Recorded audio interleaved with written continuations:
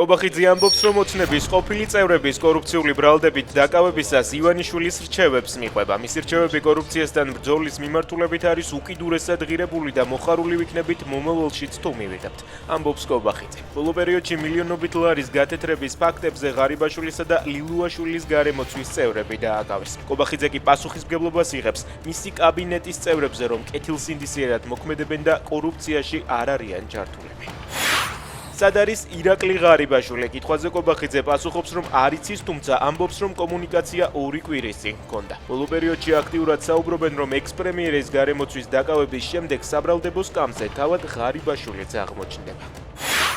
უკრაინაში რუსეთის წინააღმდეგ ბრძოლაში დაღუპული ქართველი მებრძოლების ფოტოებზე შეურაცხმყოფელი ნახატები და წარწერები გააკეთეს. გმირების ფოტოები 2022 წლის დეკემბრის ბოლოს თბილისის მერიამ 9 აპრილის მემორიალიდან გმირთა მემორიალთან გადაიტანა. მაშინ მერია ამბობდა, რომ ამით პატივს მიაგებდნენ მათ ხსოვნას.